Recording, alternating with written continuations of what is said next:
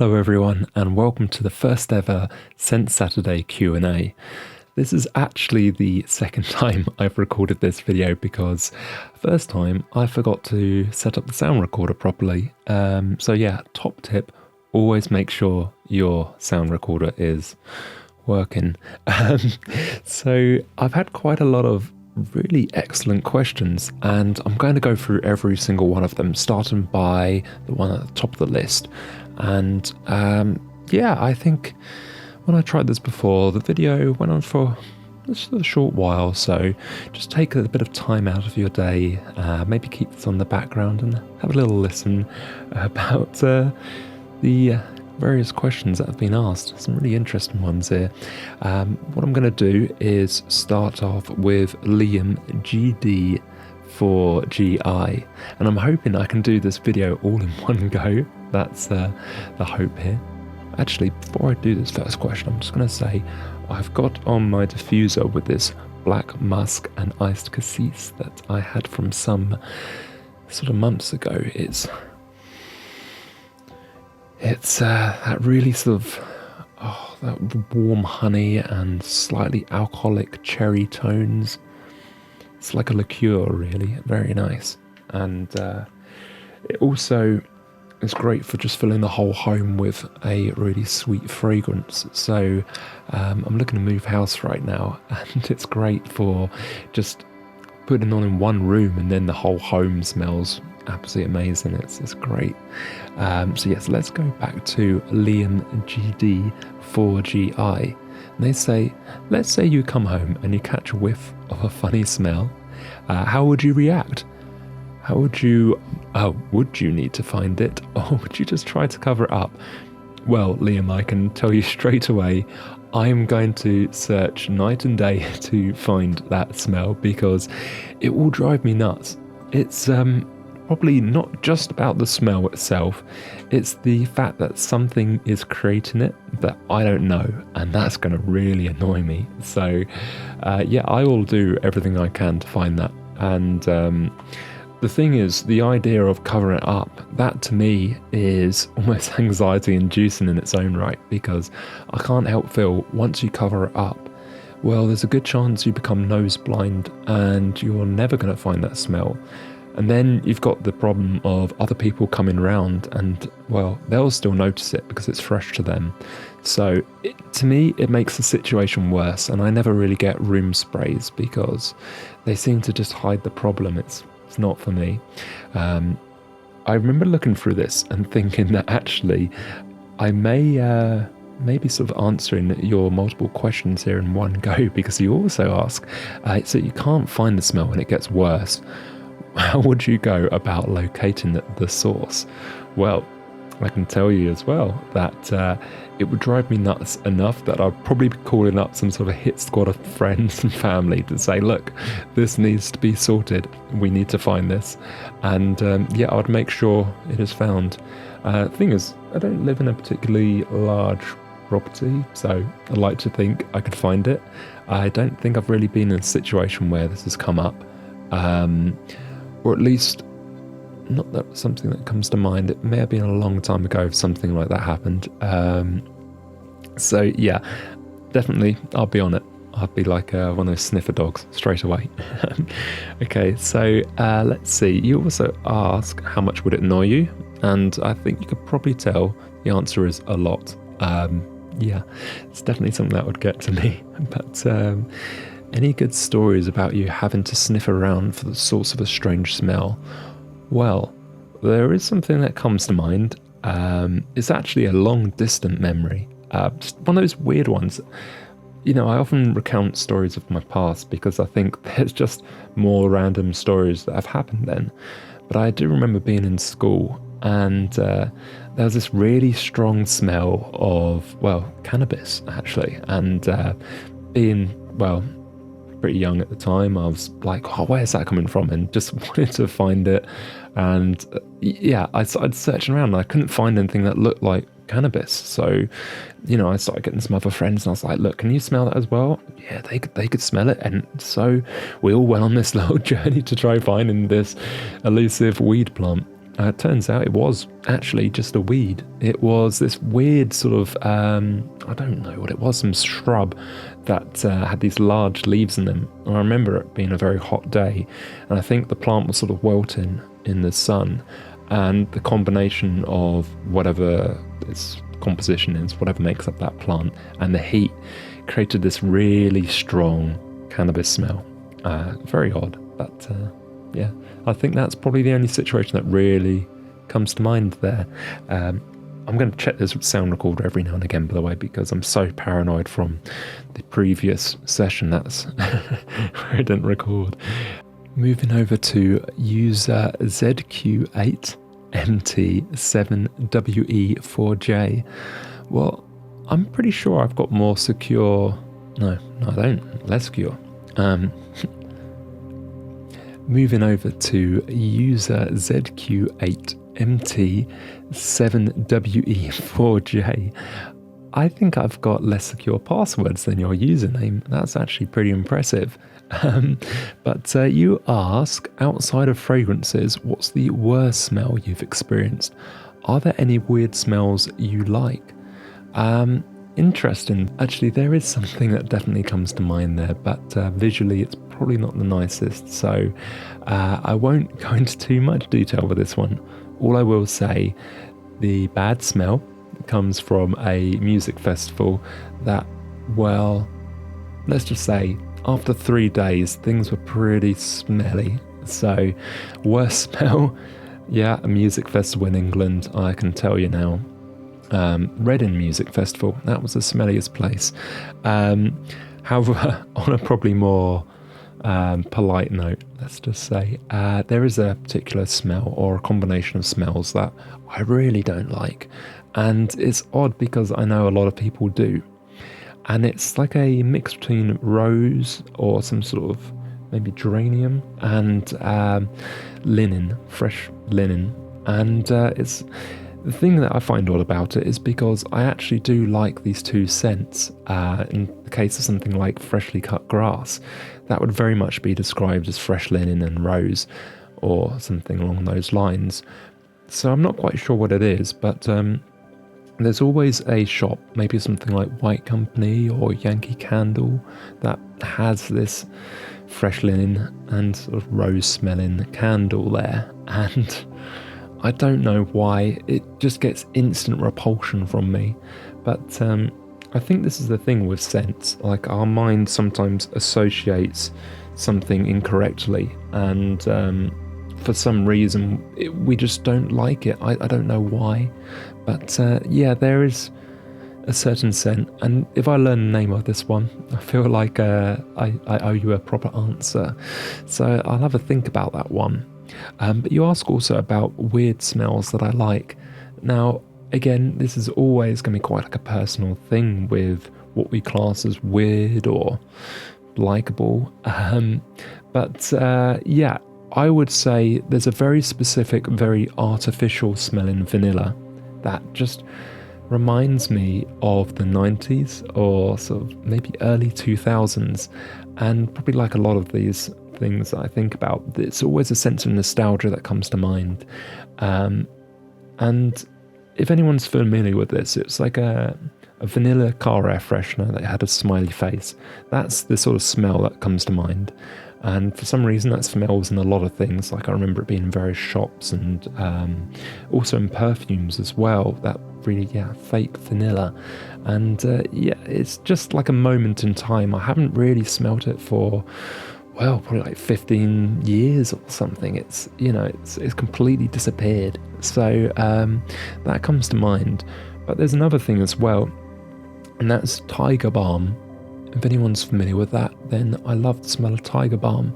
For those who aren't familiar, it's like a Chinese medicine, or at least there's some sort of pseudo-Chinese medicine that's used for congestion or muscle aches and pains. And it's sort of a very menthol, sort of eucalyptus-smelling product. It's sort of like an oil, or not an oil, sort of like a paste that you can rub onto your chest or maybe even like your temples, and yeah, it's supposed to relieve tension, headaches and things. But I remember as a kid I'd have this little pot and I'd just take off the lid and give it a little sniff, and I just felt relaxed instantly. It was great. So yeah, that's probably the slightly obscure smell that I like.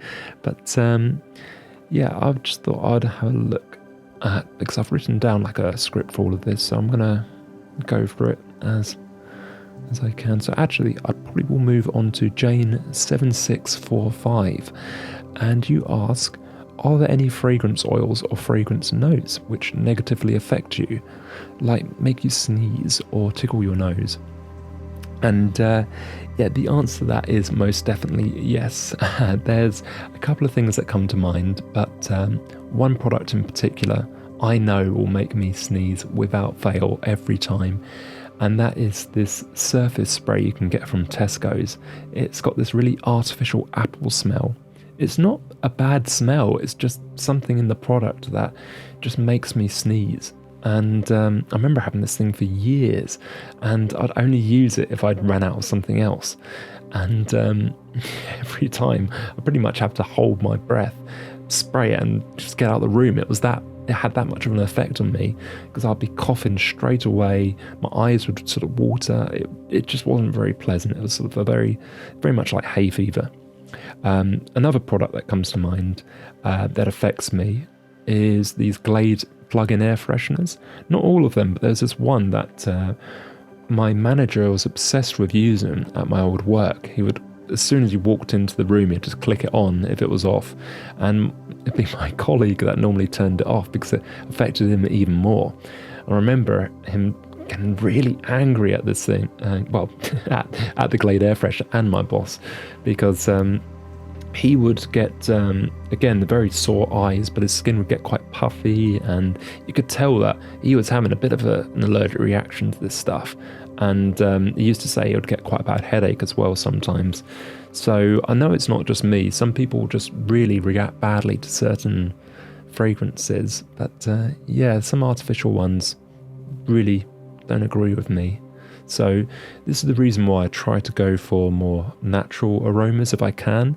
I've currently got an artificial one on, and it seems to be fine. But it's a bit of a trial and error, I think.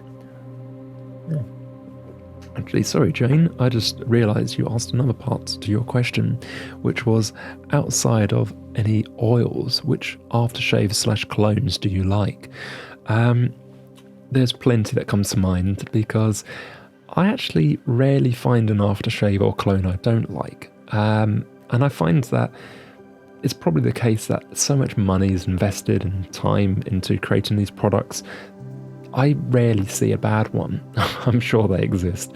But right now, I do have a favourite though, and that is Blue Jeans by Versace. Now, the thing that actually drew me to this originally was the bottle. It's I'm a sucker for packaging, like nice packaging or bottles. This one, I know this is nerdy, but I've got to say it reminds me of the game BioShock. Anyone else who's played that? Does this remind you of one of the plasmid bottles? Or is that just me? It might just be me. But yeah, it's sort of an Art Deco design from the 1920s, 1930s. I think it looks really cool. But the actual smell itself, now I'm going to just give it a little sniff to show you. It's really fresh, sort of slightly spicy.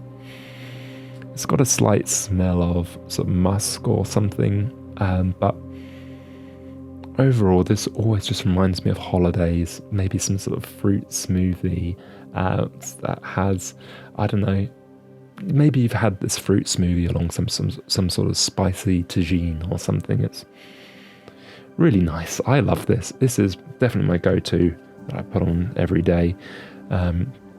It's a great product.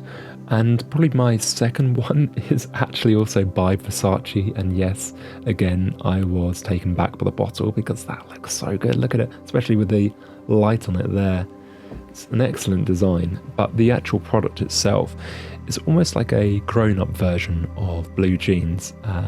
It feels a little bit more mature. Like the Blue Jeans is quite sort of fresh and sort of fun, sort of summer holiday smell. But this one is, yeah, it's a bit more like amber or mixed with that musk, and sort of slight hint of vanilla or tonka bean. Tonka bean is pretty much, just like a warm vanilla. Really, really nice, but I actually keep a lot of these bottles when I get down to the last sort of few drops, and I keep them in my drawer because it makes all the cloves smell quite nice. Well, in my opinion. So yeah, I have a few that come to mind there. So let's move on to the next one here, which is from the Lady Cleo, and they ask, oh yeah, they say, sorry, I've got this all written down. It's quite confusing the way I've written it, I think. They said, I'd like to ask whether you have any funny or embarrassing stories regarding fragrances. Like, have other people reacted in strange ways to scents you're wearing? Or have you reacted in strange ways to scents others are wearing? And I was thinking about this earlier, and it actually makes me realise that there's a real problem with being overly British here in England. We think all sorts about other people or other situations, and we rarely say anything. We just let it all well up inside, and probably keep us up at night. We'll be thinking, oh, what were they doing? What were they wearing? And yeah, I don't think I've ever confronted someone about something, but there's probably been a case where other people have thought stuff about what I've got on, and likewise, I know there have been situations I've thought something, and it makes me think that my stepdad, who's Hungarian, has a very different approach. It's the same with a lot of Eastern Europeans. They can be quite blunt, probably for good reason though, because it just is more efficient to be blunt sometimes. And I can imagine him saying something like, "What is this? Why have you got this?" or something. That's a terrible Hungarian impression, but he would usually say something like that. He would confront someone, and maybe that's the approach I need, because there have been a few situations I can remember, being that I've worked in retail for many, many years. Usually customers have one of two smells that can be quite overpowering, and that is musk or lily of the valley. And I don't know what it is with these scents, but for some reason people just love to just slap it on, and I don't know, maybe they have a shower with these scents in the morning because they seem to love it. And I remember a lot when I was going to work on the bus, you would always get that one person who has that really overpowering scent, and the whole bus would just be filled up with this sort of eye-watering, lily of the valley or musk, and you have to spend the next half an hour, 40 minutes breathing that in, and yeah, that was pretty unbearable. So that comes to mind, and like I say, maybe in the future I should just, give me a little tap on the shoulder and say, maybe tone it down a bit. But I'll work on that one. Right, so let's see. The next question is from James Darnley 1827, and they ask, where does the name Mirrist come from? That's actually a good question, because Mirrist, this channel on YouTube, started as a way for me just to talk about the aromatherapy diffuser that I'm making, this glass aromatherapy diffuser called Mirrist, and it's probably quite a basic name. The name comes from a combination of mirror and mist. Pretty much I added it into a name generator. I thought, it's quite angular, it's got these sort of shiny surfaces like a mirror, and mist because it sort of fires out this aromatherapy mist, and that's pretty much what I put in. Came up with all these different names, and one of them was Mirrith, the other one was Miroth, and I quite like the sound of Miroth. I thought that sounded pretty cool. But I remember I was being pretty incisive, so I called up my mum and said, what do you reckon about these two names? And she goes, I quite like Mirrist. And I went, but that's not what I asked, but actually I really like that name. Mirrist sounds great. So that's where the name come from. It's literally a misheard version of Mirrith or Miroth.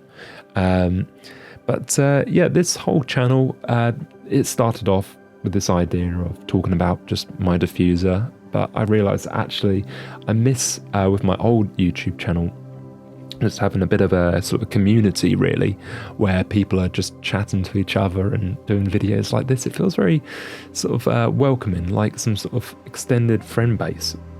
I really enjoy it actually.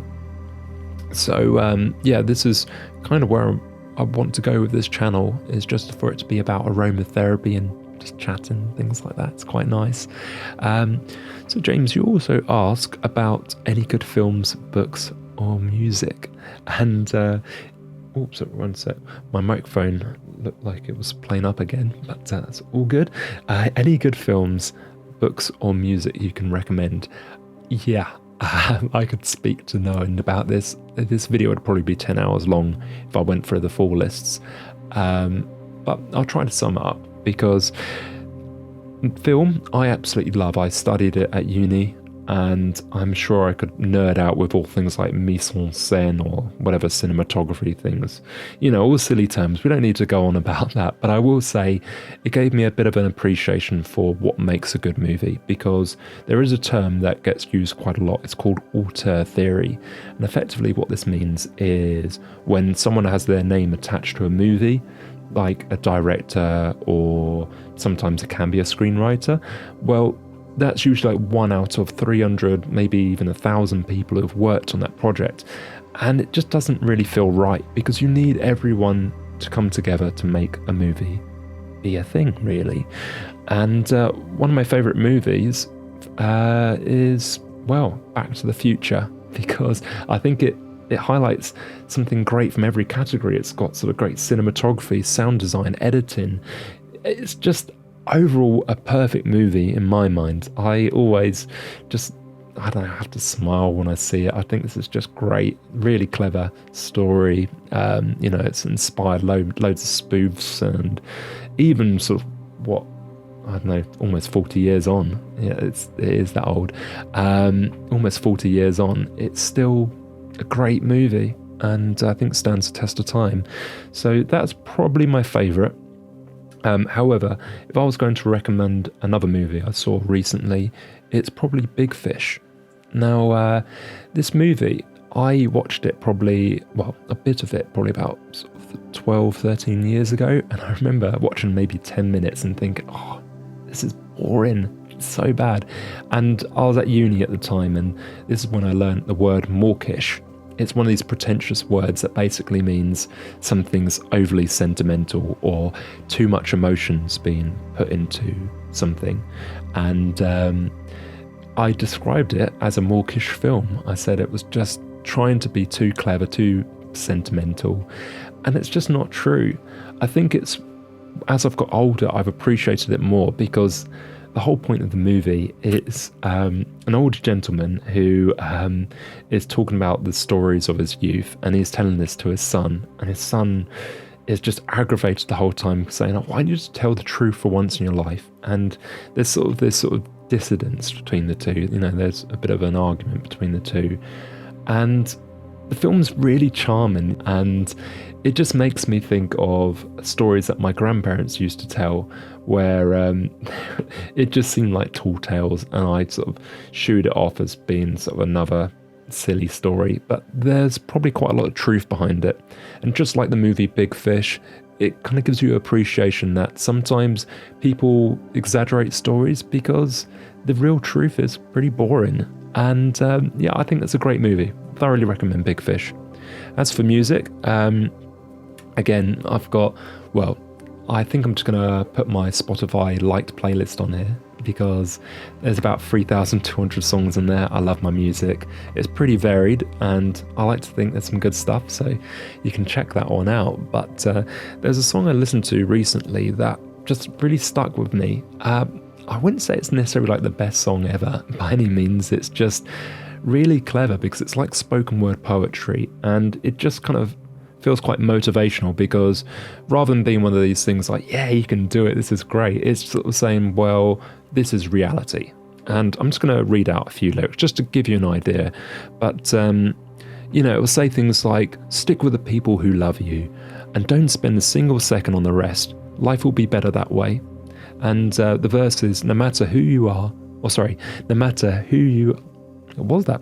No matter who you are, no matter what you do, no matter who your audience is, 30% will love it, 30% will hate it, and 30% won't care. That's the reality for everything we do in life.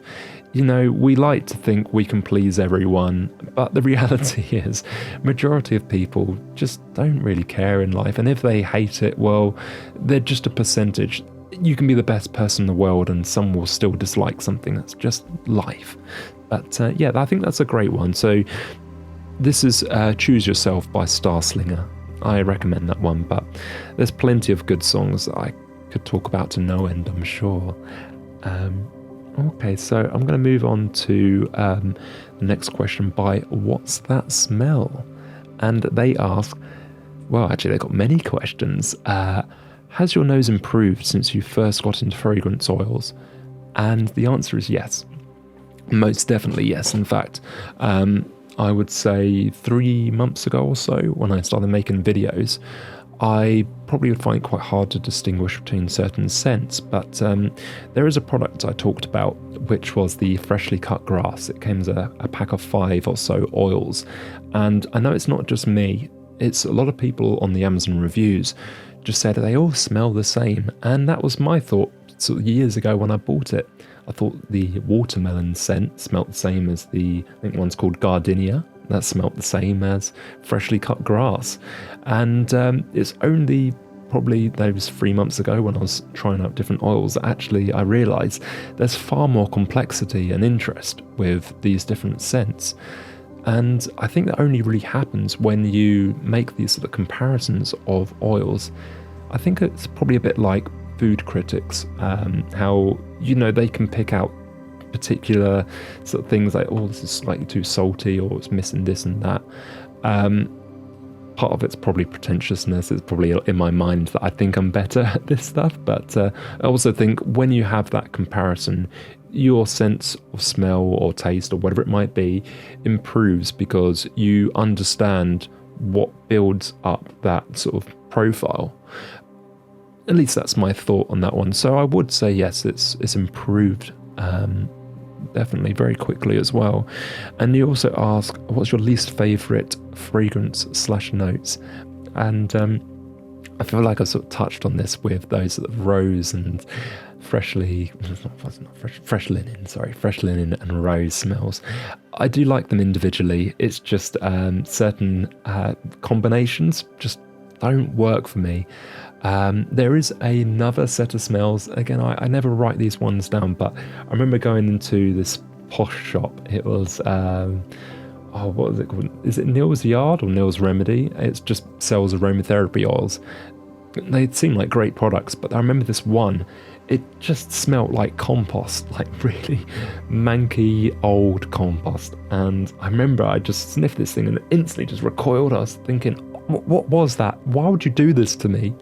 And I guess it's a bit like ambergris, from what I understand. It's not a very nice smell because you're supposed to mix it with other oils to sort of improve their scent profile.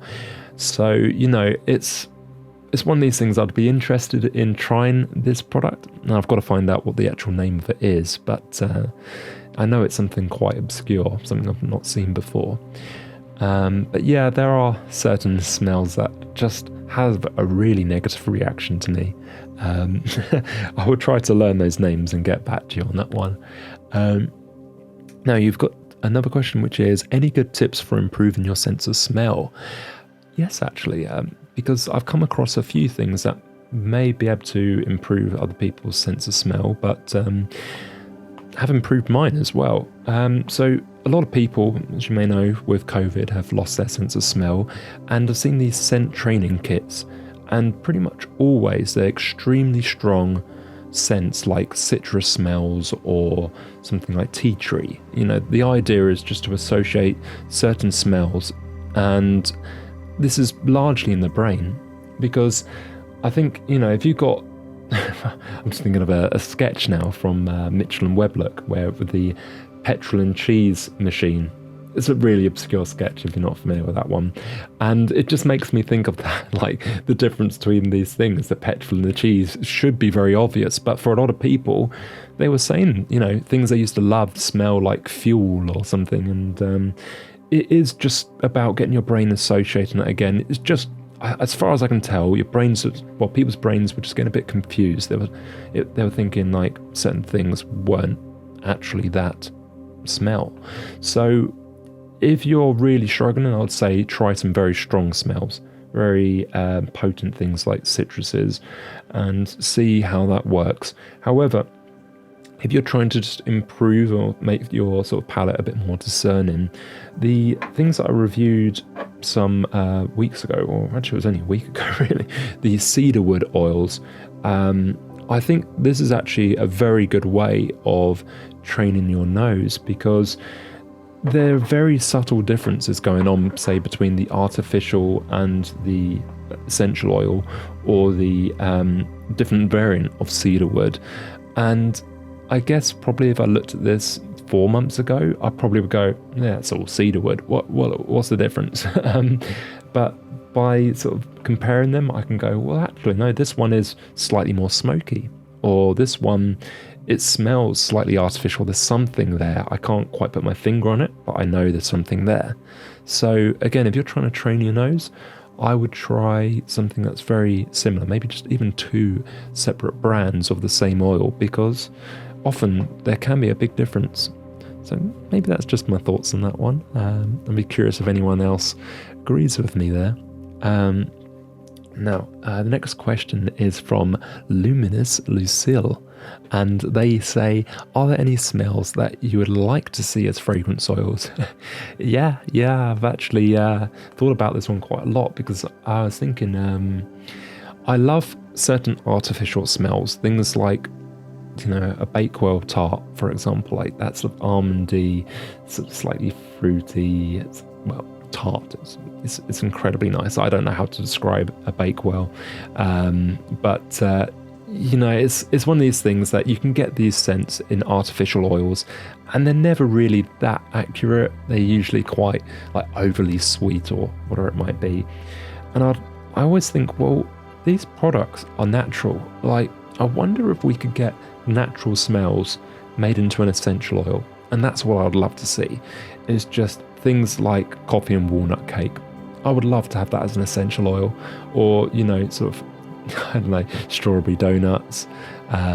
Just going into a sweet shop and, you know, find all those different sort of smells like the bonbons.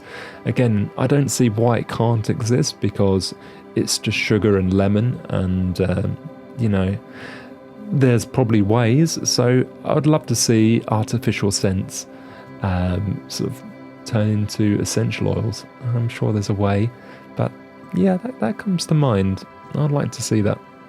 Now, Joe Green 5564, you ask, I have a quick one.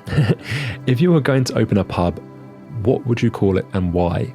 Now, Joe, you say this is a quick one, but I think I could talk about this all day long, because back when I was in school, a friend and I, is that the right grammar? A friend and I, we came up with this whole A to Z book of all these weird pubs, and they're pretty rude. I'm not going to go through the names, but the idea was they were really surreal locations that contained characters you wouldn't normally meet in everyday life. They just kind of live in this pub. And I guess the idea kind of came from, say, things like the Mighty Boosh or League of Gentlemen, these sort of surreal comedies. And yeah, I just remember one of them, and again, I'm going to change the name a bit. Let's just call it The Fox's Nuts. That was one of the pub names. And yeah, the idea is everyone had this sort of like gruff, weird voice, and they were a bit creepy. I think I was thinking of like the Crack Fox at the time from Mighty Boosh.